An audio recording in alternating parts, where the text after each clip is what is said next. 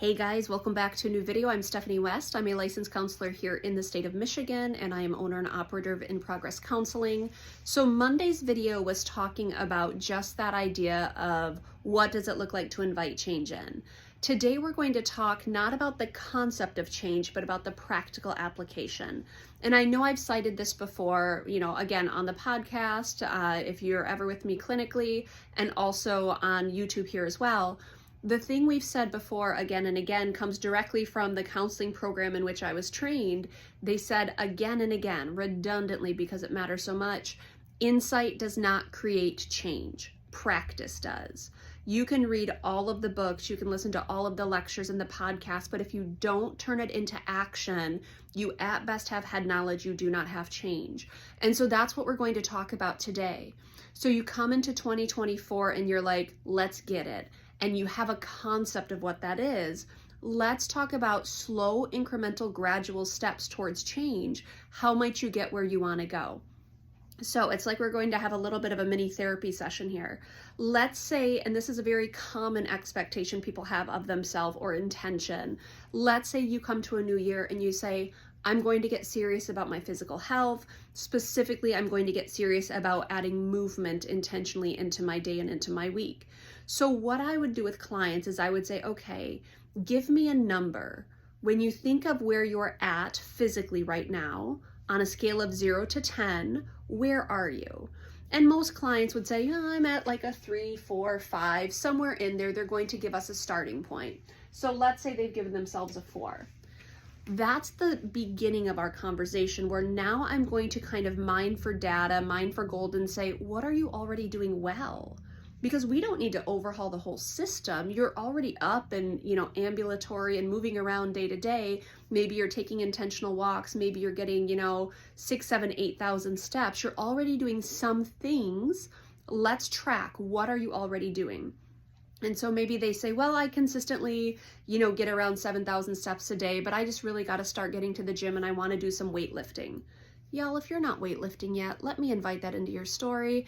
It is just so, it's such an investment into your long-term health. It's such an investment into your aging. That's a side tangent.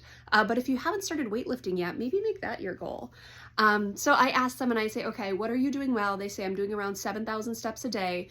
And by the end of it, my panacea, my ultimate destination, if I were going to say a 10, my ultimate destination is going to be, let's say 5 workouts a week. And pardon that it's not the greatest marker, but thankfully I'm articulating it as we go. Let's say they're going to do 4 weight training sessions and they want to do 2 to 3 cardio. And so we say that's what ideal looks like to them. And right now they're at 7,000 steps. So the first thing we do is we say, okay, to go from a 4 to a 5, what's the next little thing you want to do? I don't know what the starting point is for them, but we start talking through options. And we say, does that look like 2 stops at the gym a week over the next month?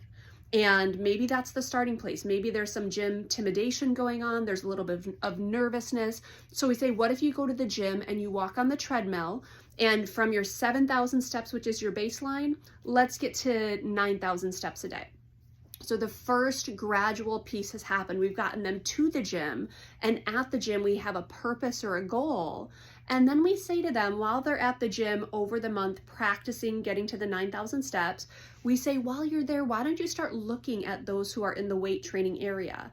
Do you like cables? Do you like dumbbells? Do you like barbells? What's drawing you in? Let's start to explore what it looks like to go from a 5 to a 6. So now we're in pre-contemplation, contemplation, preparation, and they're watching as they're on the treadmill and they're like, okay, at the end of the month, I'm consistently hitting my 9,000 steps. I'm consistently going to the gym twice a week. So what if from a 5 to a 6, I go my 2 days that I'm already at the gym and I add in a half an hour circuit. Let's say we're doing free weights. Now we talk through what are the logistics of that. So by the end of February, now they're doing 2 weight sessions at the gym, which gets us closer to here. We're still not at the 10, but from an idea of habit formation, they've put in enough reps, pun intended, to get them into what is probably most likely sustainable change.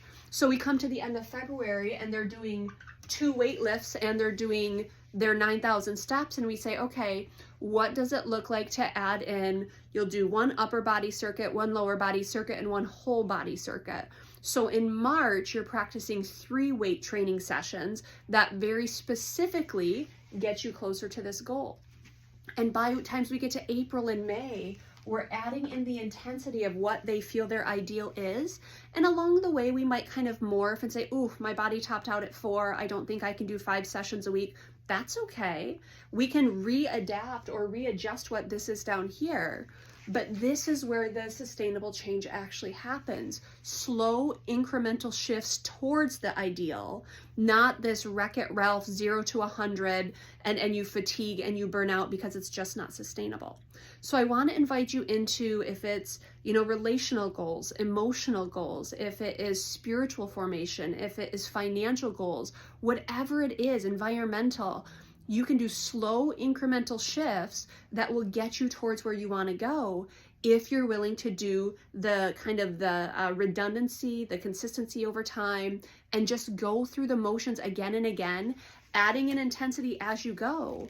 But that's a gradual process, my friends. This is where sustainable change happens. So I want to invite you into that. As you get into, the start of a new year here, what are the slow incremental shifts you can make? Not this radical overhaul that you'll be fatigued, by midweek or by the 2nd week or by the 3rd week. Slow incremental shifts is a great way to go about change.